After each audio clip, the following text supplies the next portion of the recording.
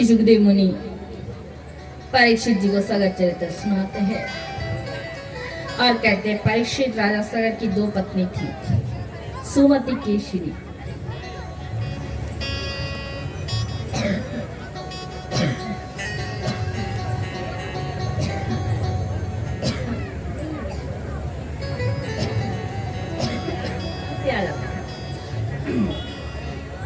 बड़ी पत्नी के नाम सुमति, छोटी रानी के नाम केशिनी।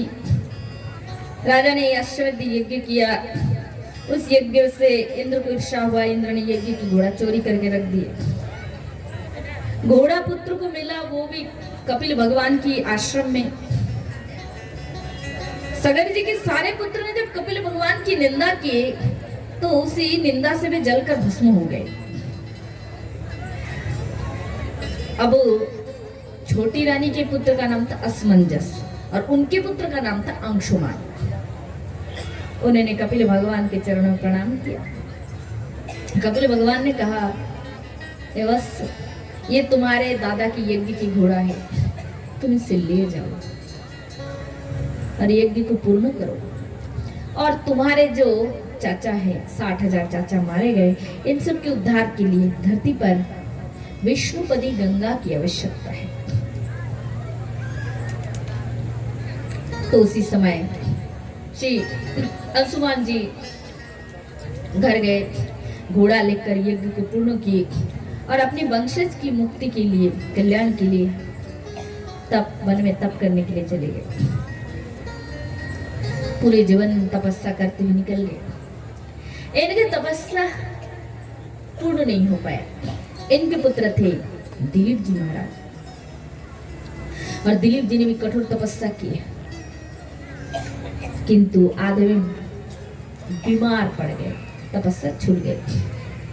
और दिलीप जी के पुत्र थे भागीरथ जी, इन्होंने कठोर तपस्या किए और उनकी तपस्या से प्रसन्न होकर भगवती गंगा मैया प्रकट हुई है।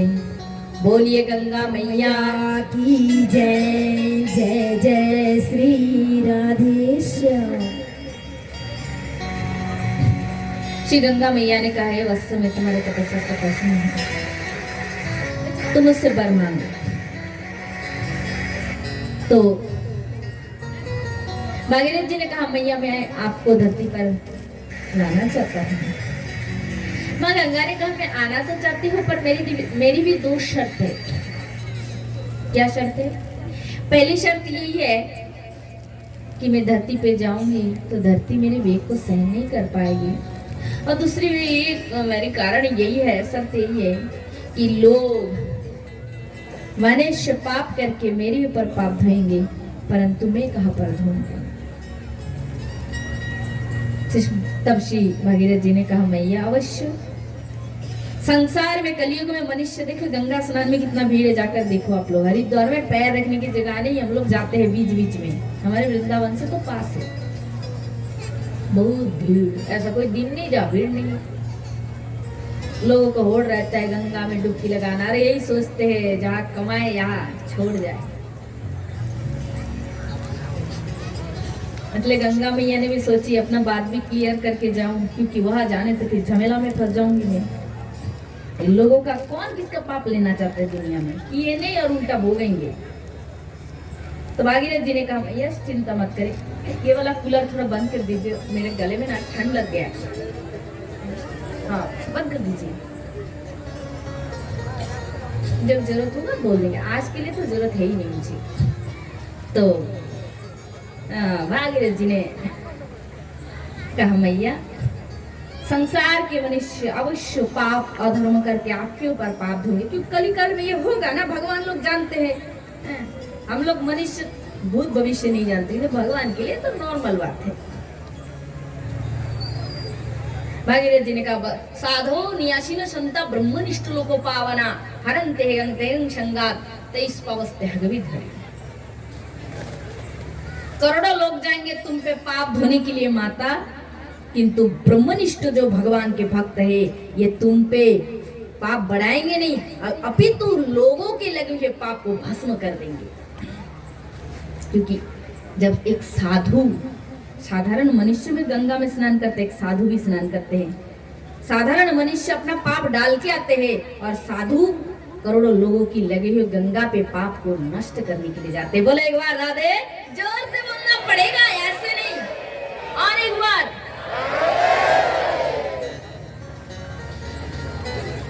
গঙ্গার পরশ হলে পশ্চাৎ পাবন, দর্শনে পবিত্র করো এই তোমার গুণ, ওহে বৈষ্ণব ঠাকুর। नरोत्तम ठाकुर पर। ठीक, अच्छा ये बात जानते हैं क्या? आज तक सुने हैं कभी जो मैंने अभी बोली? ये लाइन नहीं, गंगा वाले टॉपिक। गंगा में करोड़ों लोग पाप धोते हैं, पर उस करोड़ों लोगों की लगी हुई पाप को धोने वाला कौन है? महात्मा, साधु। पर कौन से क्वालिटी का साधु? कल में शराब पीने वाला था, आज साधु बन गया, गंगा में डुबकी लगाया, मेरे में भी क्षमता आ गए लोगों की पाप धोने की। नथिंग, नो, ऐसे वाला नहीं। जिस तो ब्रह्मनिष्ठ भक्त है, जिसने ब्रह्म के संग कनेक्शन जोड़ लिया, कनेक्ट हो गए वो ब्रह्म से। जैसे कनेक्ट है लाइट या बल्ब, तार से कनेक्ट हो गया, सो जल रहे, प्रकाश दे रहे। ब्रह्म से जो कनेक्ट हो गया, माया से जो डिफरेंट हो गए, अलग हो गया, ऐसे भक्त जब गंगा में डुबकी लगाते हैं तो करोड़ों लोगों का पाप तत्काल भस्म हो जाते हैं, नष्ट हो जाते हैं। ठीक, समझ में आया सबको? हो गया, फर्स्ट शर्त पूर्ण हो गए। अब भागीरथ जी ने शंकर भगवान का आवाहन किया। बोले बाबा, जोगी बाबा बोला बाबा बहुत सीधा साधा, थोड़ा बेल पत्ता चढ़ा खुश, जल चढ़ा दो खुश, बाबा को कोई टेंशन नहीं, और मंदिर से घंटा चुरा लो तो भी बाबा खुश।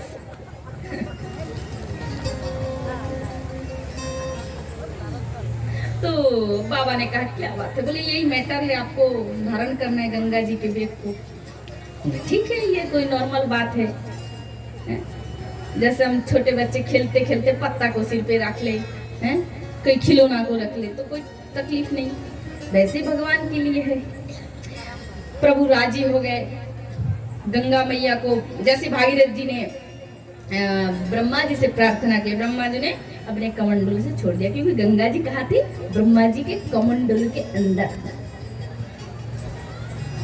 तो जैसे स्तुति किए, ब्रह्मा ने छोड़ा।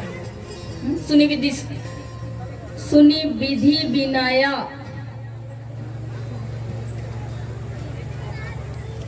छुटत सोर भयूत भारी, चकित दी वही दिग्गजचारी। तो जैसे ही ब्रह्मा जी ने छोड़ा, सारे दिग्गज माने दिगों को कपाते हुए श्री गंगा जी क्या किए? वही शंकर जी की जटा में प्रवेश किए। और जैसे ही प्रवेश किए तो गंगा जी में ये अभिमान आ गई, गंगा मैया में। शिव जी वाला मेरे वेग को कैसे सहन करेंगे? तीव्र वेग में भोलेनाथ ने देखा तो गड़बड़ हो गया, देवी जी को अभिमान हो रही है। तो बाबा ने क्या किए? अपनी जटा में समा ली। सुरसरी पुनि शिव जटा समानी, और 1 वर्ष रही तहा भुलानी। 1 साल तक भूल के वही रह गई। क्यों रह गई? भोले बाबा ने उसको जाने की रास्ता ही नहीं दिया, अपने में रख दिया जटा के अंदर। गंगा मैया बोली हाय, जिसको सोची थी बहा के ले जाऊंगी, अब वो तो मेरी अस्तित्व नहीं उसके अंदर। शरण लिए, त्राहिमाम प्रभु अपराध हो गए, क्षमा कर दो, मैं तो आपकी एक अंश शक्ति हूँ, मुझे क्षमा कर दो, अभिमान कर दी थी मैंने। बाबा बोला है, गुस्सा करने में भी टाइम नहीं और प्रसन्न होने में भी टाइम नहीं। खुश हो गए बाबा, बोले ठीक है, अब तुम कहते हो तो ठीक है। जटा से फिर गंगा को निकाले, 3 धारा में बांट दिए। एक चली गई स्वर्ग, एक चली गई पाताल, एक आ गई हमारे धरती। मेरू से सुमेरु होकर फिर हिमालय के गोमुख से गंगा जी निकली। और भागीरथ जी घोड़े पर सवार होकर जिस पथ से गए, गंगा मैया पीछे पीछे गई। और जहां उनके 60,000 चाचाओं के भस्म पड़े थे, भस्मी भूतांग संगेन सरियत सगरात मजा किंपुण श्रद्धाए देविंगे जद्री पवतम। भस्म के संग जल का स्पर्श होते ही सबके सब दिव्य रूप में प्रकट होकर नारायण भगवान के लोग चले गए, माने मुक्त हो गए। इसके बाद सुखदेव मुनि कहते खड़वांग दीर्घबाहु रघुस्तस्मात् कृतसभा अजस्तता महाराजस्तस्मत् दशरथो भवे। भागीरथ जी के बाद आते खड़वांग, खड़वांग के बाद दीर्घबाहु, दीर्घबाहु के बाद रघु, रघु के बाद पृथुश्रवा, पृथुश्रवा के बाद आते अजय, और अजय के घर में आते दशरथ, और देवताओं के विनय स्वीकार करके दशरथ जी के वह भगवान 4 अंश में अवतार लेते हैं। राम लक्ष्मण भरत शत्रुघ्न इति संज्ञा। अयोध्या में उत्सव हो रहे हैं। दशरथ पुत्र जन्म सुनि काना मानहि ब्रह्मानंद समाना, तुलसीदास जी कहते हैं। आज अयोध्या में ब्रह्मानंद मन पड़ा, कितना आनंद करे। उस सब में कुछ समय बीत गए, बालक बड़े हुए, गुरुकुल की शिक्षा लेने गए। यहाँ रामकथा भागवत में अति संक्षिप्त में है, इसलिए आप भी संक्षिप्त में सुन रहे हैं। सुखदेव जी ने एक श्लोक में राम कथा विश्राम किए, क्योंकि उनको 7 दिन पूरी कृष्ण कथा सुनाना है, भागवत को कंप्लीट करना है, इसलिए। राम रावण युद्धम, रावण राम युद्धम। इसके बाद राम जी चल पड़े हैं मिथिला नगरी। रास्ते में अहिल्या देवी का उद्धार किए। वहां जनक नंदिनी सीता जी के संग उनकी विवाह हुई, और विवाह के बाद नगर में आकर पिताजी के वचन की मान रक्षा के लिए श्री राम भगवान छोटे भाई लक्ष्मण और जानकी जी सहित वनगमन की है, वन में प्रस्थान की है। यह अपने चित्रकूट में कुछ समय बिताकर पंचवटी में जाकर सूत्र है शूर्पणखा, रावण से युद्ध करने का सूत्र कौन है? शूर्पणखा। तुम सम पुरुष न मम सम नारी, ये संजोग विधि रचा विचारी। मैं राम कथा भी करती हूँ, और 2 बार, कई बार मैंने वृंदावन में कई बार की, कि मतलब ऐसे समाज मिलके गांव नगर में 2 बार की हुई, और बहुत अच्छा लगती है। ऐसे मतलब विस्तार पूर्वक जो टॉपिक चर्चा होती है ना, तो ये श्लोक जैसी कही ना तो एकदम कैसी लग रही, मेरे पूरा राम कथा मतलब दिमाग में आ गई।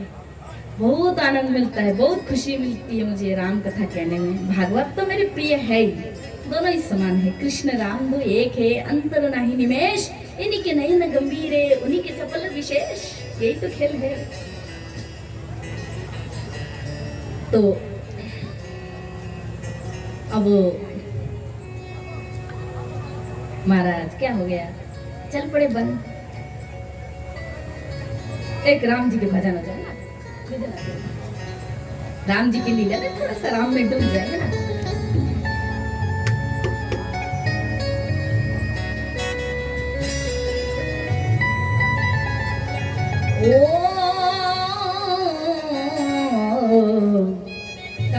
साउंड वाले भैया थोड़ा इको देना।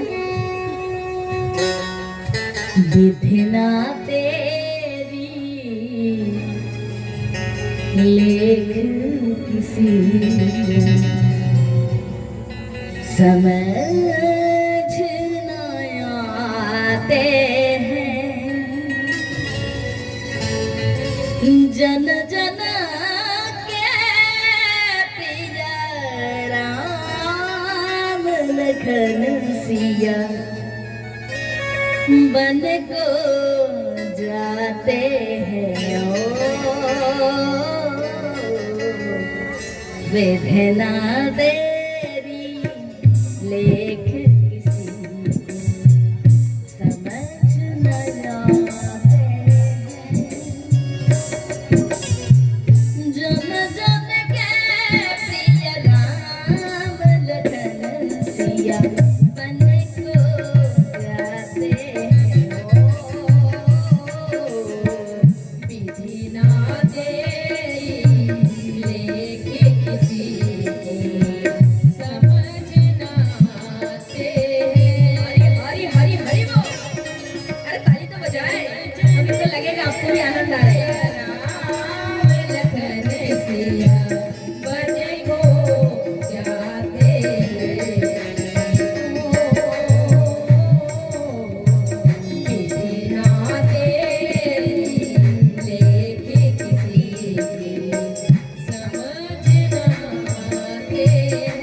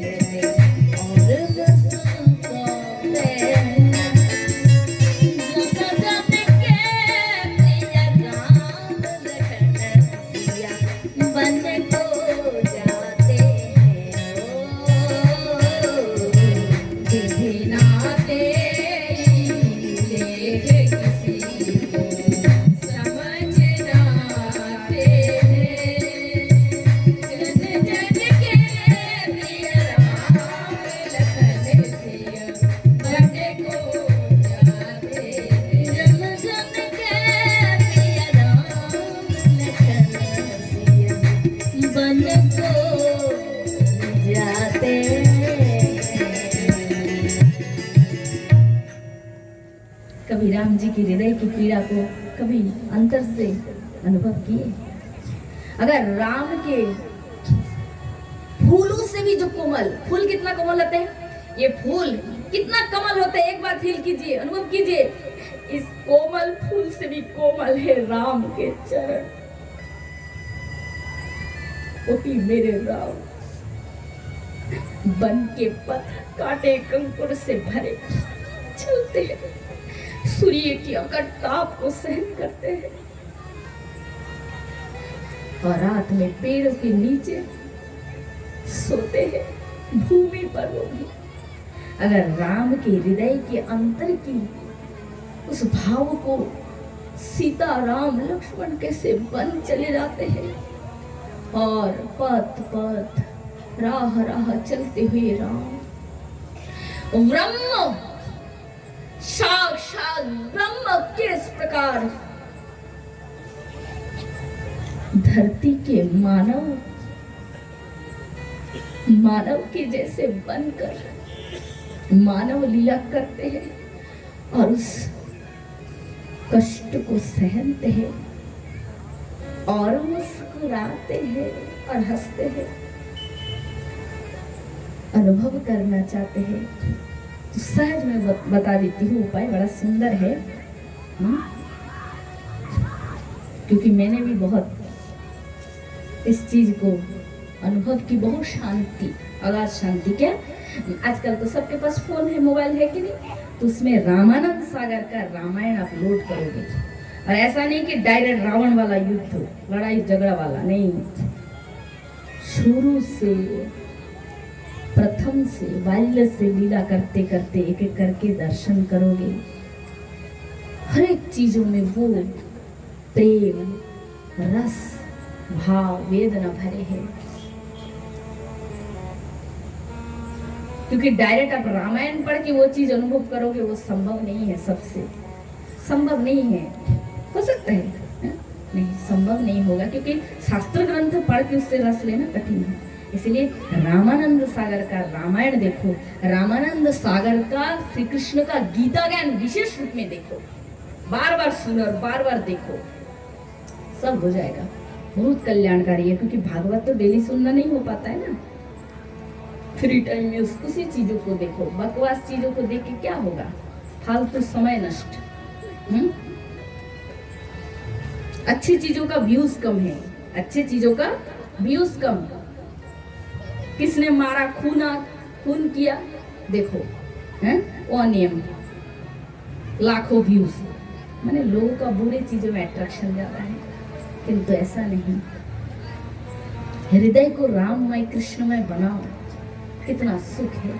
जैसे इस भजन में थोड़े टाइम सुख मिला कि नहीं, कुछ भी तो मिला, ऐसा सुख आपको अनुभव होगा, परम शांति लगेगी। मारपीट, धमा धमाका, ये सब क्षणिक तामसिक सुख है, ये तो आत्मिक सुख तो भगवान में ही है। तो श्री राम भगवान फिर वनवास जाने के बाद शूर्पणखा से भेंट हुई। वहां उसने राम जी से विवाह के प्रस्ताव रखे, राम जी ने मना किया तो नाराज हो गई, सीता जी पे नाराज हो गई, तो लक्ष्मण को इशारा किए, लक्ष्मण ने नाक और कान काटकर कुरूप बना दी। शूर्पणखा जाकर रावण को सब कहकर सुनाई। रावण बदला लेने के लिए सीता जी का हरण कर लिए। अंत पे भगवान श्री राम वानर सेना द्वारा समुद्र पे सेतु बंधन करके लंका में जाकर राक्षस रावण से युद्ध किया। राम रावण युद्धम, राम रावण में भारी युद्ध संघर्ष होता है, और उसमें विजय धर्म का होता है, सबका होता है, राम जी का होता है। दुष्ट रावण मारा जाता है, और सीता जी को अशोक वाटिका से मुक्त करा के, पर हाँ खुशी खुशी आनंद से अयोध्या लौट आते हैं। अर्थात ये श्वेतम राजन वंश सम्मिश्र पावयम यस्मित त्रैलादयम भूपा कीर्तयन्ति कीर्तयो। जीवन एक समय रहता है, कितना युद्ध, कितना संघर्ष। वही राम आज पुष्पक विमान में आनंद से अयोध्या लौटे, राजा बने, प्रजा का पालन किया, और कितने आनंद से अयोध्या वासी ने राम जी की आगमन का उत्सव मनाए, कितनी खुशियां मनाई, प्रजा के पालन किए। और राम भगवान इस प्रकार लीला करके अंत में अपनी लीला को विश्राम दिए। विश्राम के लिए कुछ तो घटना चाहिए, इसके लिए सीता जी प्रथम गई पाताल से होकर साकेत धाम और बाद में एक एक करके साकेत धाम प्रस्थान किए। सुखदेव मुनि कहते परीक्षित